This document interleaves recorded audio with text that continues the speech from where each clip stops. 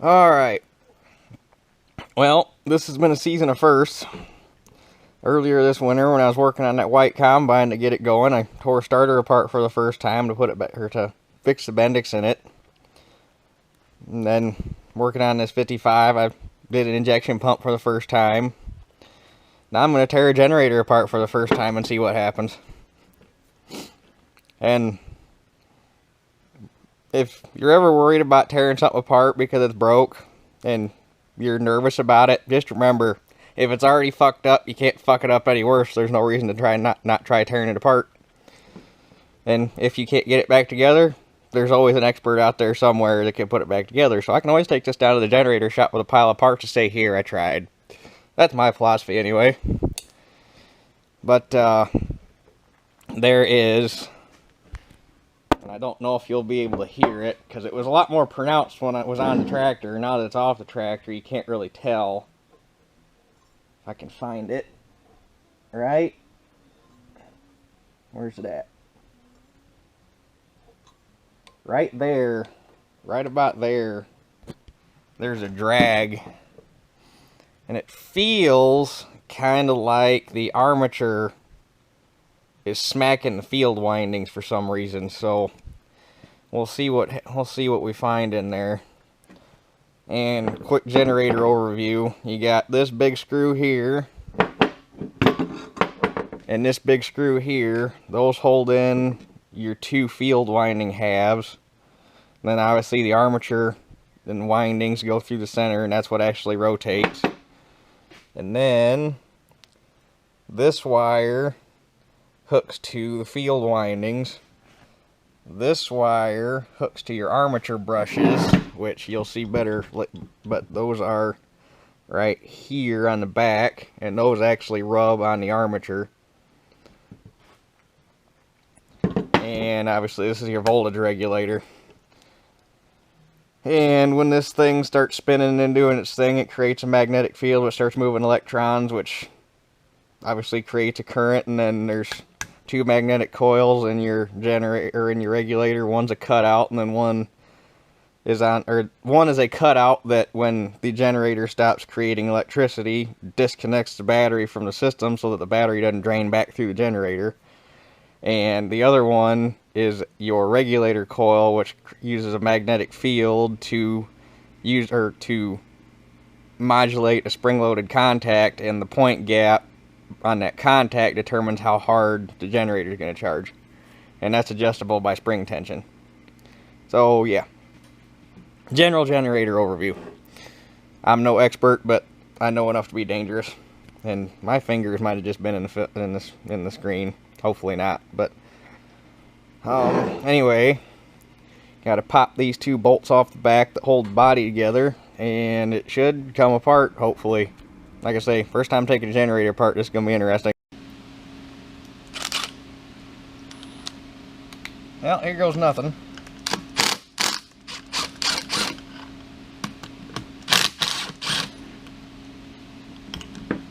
Let go.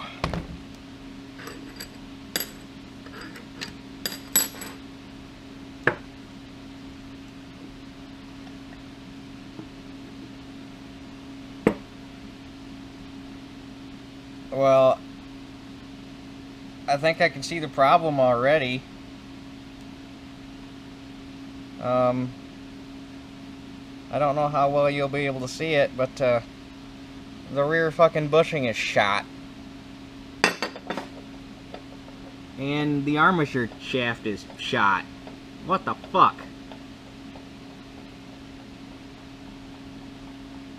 Well, that's pretty good out of a fresh rebuilt generator.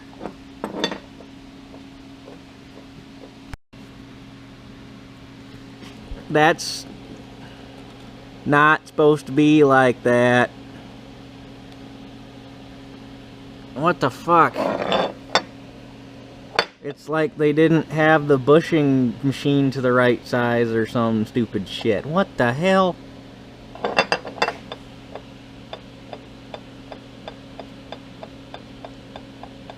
I mean, this guy has done every starter and generator we have, and we've never had an issue. And this just looks like piss poor fucking workmanship, I tell you what. Okay, so the good news is it does not appear that we have really hurt the armature. That should clean up alright. And we didn't really hurt either one of the field coils. There's some rub marks in it, but it's not really worn, so I think we're okay there, if you can see. This, on the other hand, is no bueno. So, what we're probably gonna have to do is take the rest of this apart and get the front plate off, get the fan off, and get the pulley off. And I think what we're going to be into is turning this back down to a nice surface and getting that bushing out and machining an undersized bushing, because that's the only way you're going to fix it. Otherwise you're into a new armature. So we're going to go from there, I guess. Alright, so we got a plan. It's going to require a little bit of machining. So, eliminating the bushing, that's the plan. There's enough meat in here that we can chuck this up in a lathe and machine all of this bullshit out and get this diameter right here that's machined is just about the right size to fit a 1 3/4 bearing, or 1 3/4 OD bearing press fit in there. So got to machine this out, get rid of all the peripheral bullshit, get the bearing pressed in there, and then the shaft gonna have to machine down and get cleaned up, and then make a 5/8 sleeve to press fit on there, and then turn the sleeve down to size to fit the bearing, because they don't make an 1 3/4 OD bearing with a 1/2 inch ID, and this would have to get machined down to 1/2 inch to clean it up. So got a little bit of work ahead, but outside of that you're into buying a new armature, and that wouldn't be pleasant. So this is going to get a little bit more intense than I thought, so it might turn into a multi-part video. We'll just see how things go. So if it turns into more than one part, that's the end of this. Otherwise, I'll tack more on. I guess you'll find out if I put this up, so we shall see. Alright, so this is the bearing we're going to use, and that's got to go in there. So gotta swap the lathe over to a 4-jaw chuck so I can get a hold of this. And then once we get this in there, you gotta switch back over to a 6-jaw chuck and machine this down and make a sleeve to bump it up to 3/4, because we decided to go with the 3/4 ID bearing instead of the 5/8 just to give it some more meat on the sleeve. So anyway, get the lathe ready to go, I guess. Alright, so before you can start machining, you gotta get your part running true, and because of the way this is set up, you're gonna have to do it 2 ways. First, need to get it running straight up and down so it's not weeble wobbling, and then gotta get it running true to the spindle so that it's not doing this. So I have my 0 on my indicator. Right there is about my lowest spot. And you walk around, and right in there is about my high spot, so I got to tap that in, and basically you just keep spinning it and tapping it around until you get it to where that indicator is hardly moving. And it's obviously going to move a little bit because that's a casting, but go from there. Well, it took a minute, but I think I got it all indicated out. It's running good.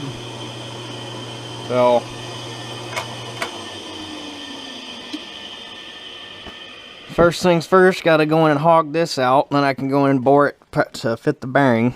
So that's step one. Alright, that was a quick part. Just went in and hogged that little boss out where the bushing used to go. That's actually, that right there is actually a felt that is stuck in there that would have originally been for an oiler hole. I'm thinking they had more than one application. What we originally thought was going on here when they built this generator is they had that boss with the bushing, and then we're pretty sure that there was a felt in between the outer side of that, or the outer housing and that boss, with a tin cap pressed over it, which is why they have this little machine groove here. And then there was an undercut in that boss. And what we're thinking, because the oil cap where they got it now actually went into this outer chamber, what we think happens, or would have happened, was you filled that up, it soaked that felt in oil, and then there was a hole bored right in line with this all the way through, and it would have wicked the oil up through that hole into the bushing. And obviously, apparently in some other application, they had an oiler hole, or they had an oiler cup that went here and just went right directly to the shaft, so. But anyway, I got it turned back far enough to give me clearance for the bearing, but I might go in and clean that up a little more when I get done making my bore for the bearing, but I got to get these little bosses out of the way so I don't hit them. So next step's going to be to bore it for the bearing. And there you have it. Hard part's done. That was the probably most complicated piece of machining I've had to do, at least requiring the most setup that I've ever had to do without Dad here to ask questions because he's out of town. But I don't think it turned out too bad. Had a nice slight press fit to it. I drove it in with a hammer and a bearing driver, so I didn't even have to use the press. But it ain't going nowhere, so should be on center. My insertion depth ended up right, because before I machined that boss off, I laid a straight edge across here and measured down to the face of that boss. So, yeah.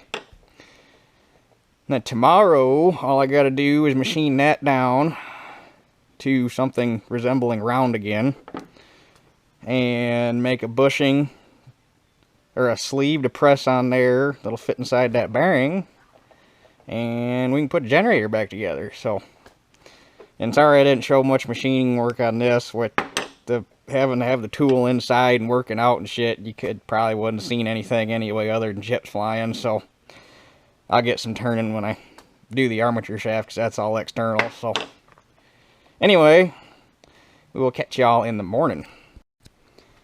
Alright, so first things first, I gotta get this turned down somewhat relatively workable.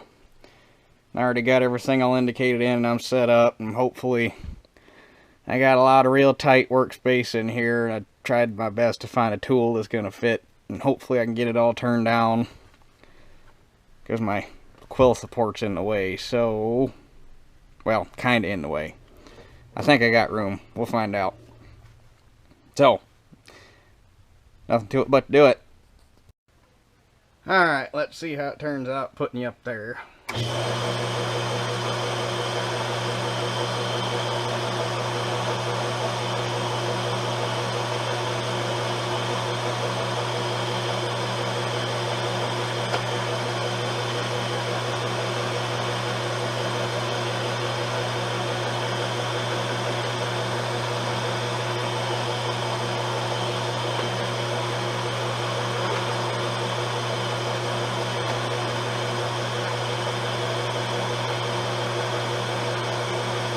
I don't even really know exactly how I want to approach this, because there's nothing really good to indicate off of, and wow, that shaft is fucked.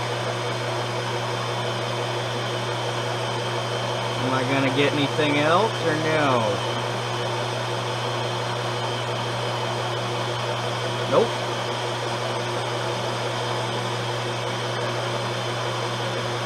Guess we'll use that for 0.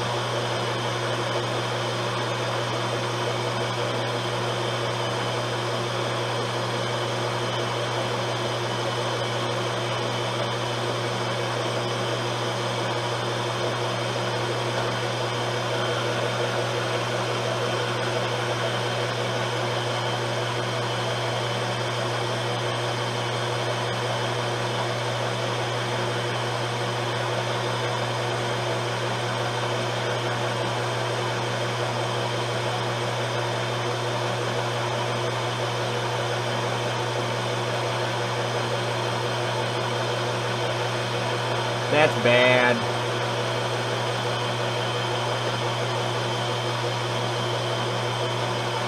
That's really bad.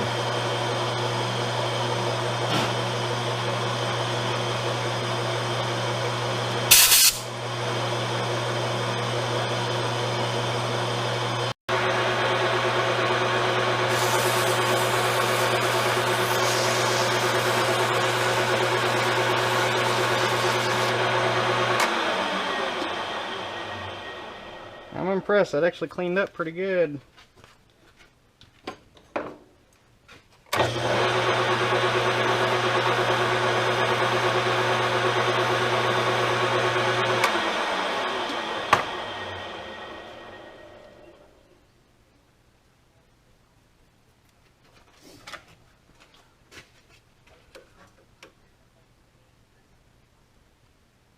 About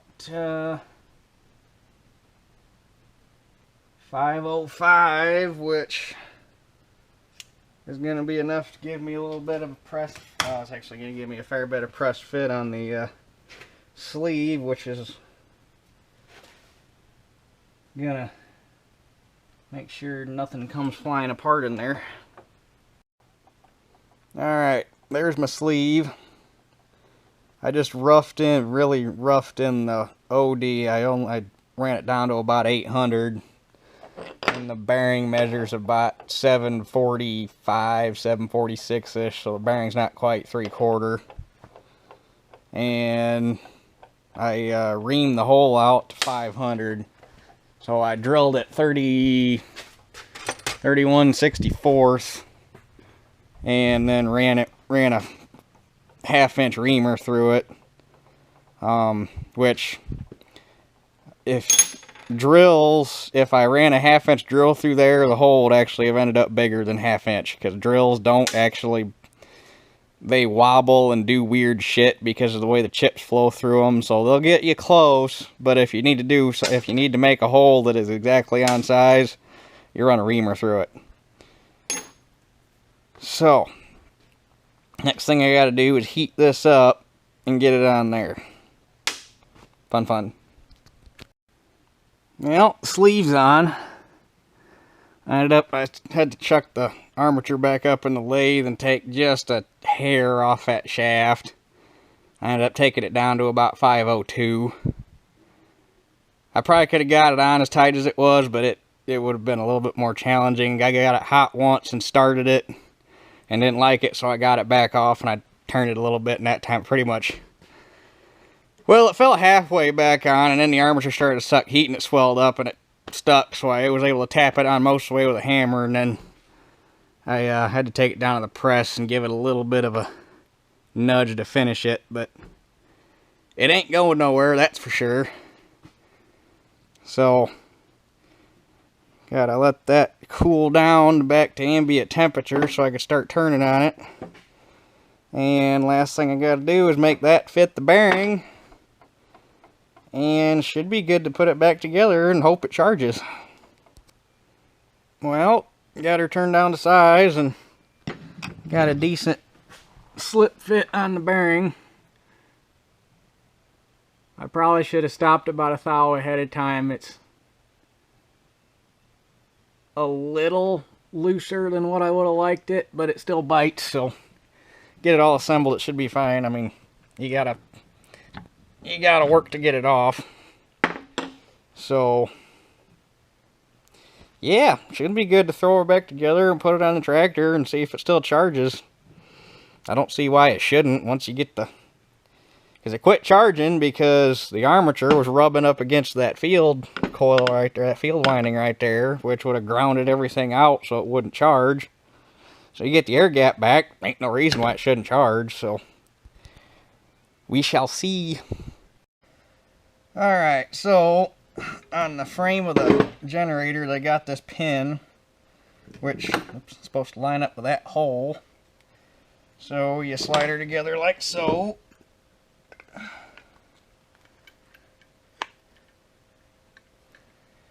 Then you gotta get the brushes back in.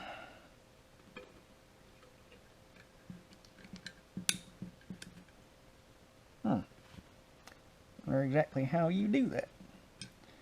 We shall find out.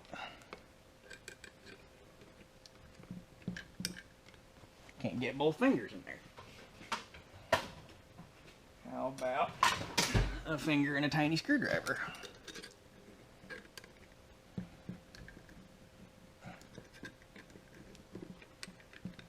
Oh, got it.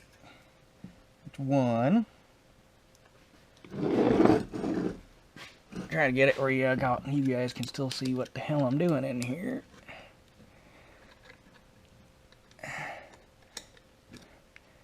And that's the brushes back in. And then you've got on your back, on your rear bearing support or bushing, whatever your case may be, since we changed it out, you got this pin which goes on this notch on the generator. So you put her together like so. And then you slide your bolts in.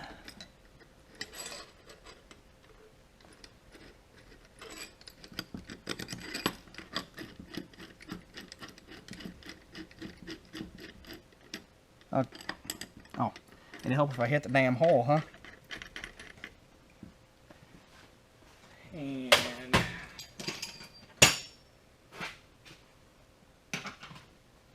notice, took it apart. That's the wrong socket. Took it apart with the impact driver, putting it back together with a ratchet.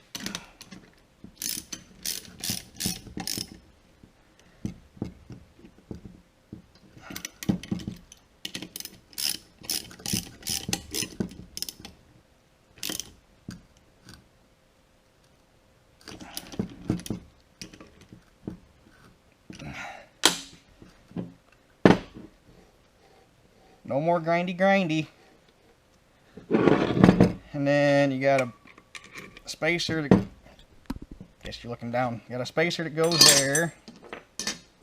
And then you got a Woodruff key. Actually, we'll do this. You got the spacer there. You got your fan. You got your Woodruff key. You got your pulley. If the Woodruff key will stay where it fucking belongs.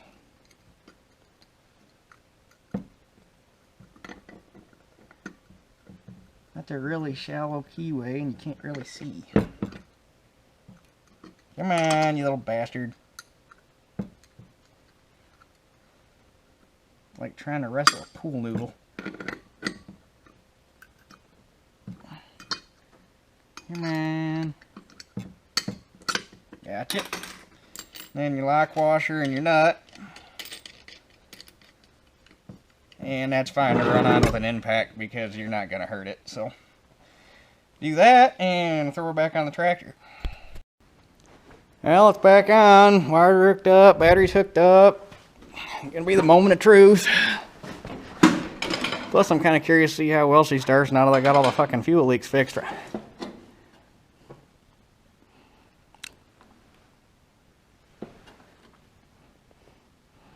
I did check the oil in it.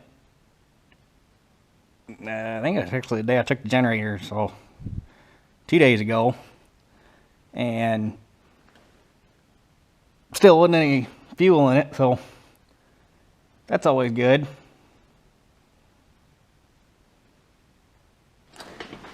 Okay, she either will or she won't.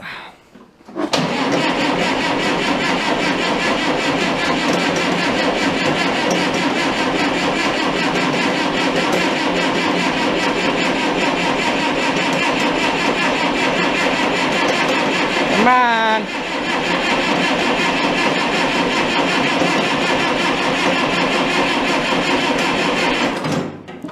Yeah, she's cranking a little slow. My guess is the battery's probably kind of dead from not having the generator working.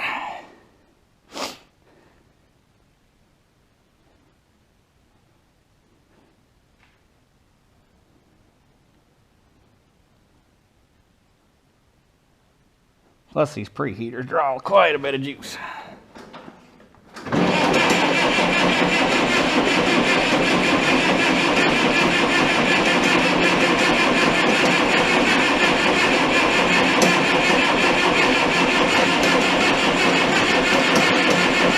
She's trying. Oh.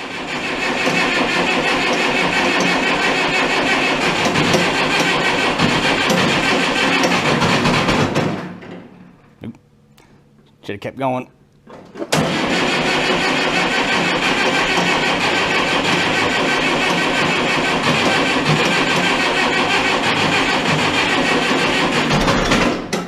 Oh, she wants to.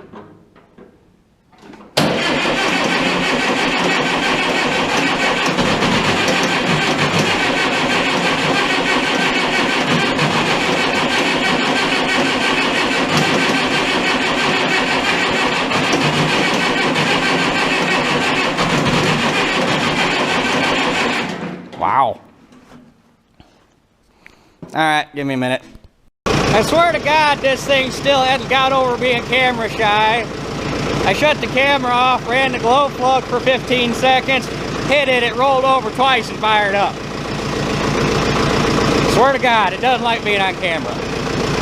But the good news is, there's no funny noises coming from the generator, and it's charging. So, I think we got her. But I do think I'm going to open the barn door up, let it sit here and run for a little bit, charge them batteries up because they're getting kind of weak. So, anyway, time will tell. But I guess that does for this one. We'll catch y'all on the next one.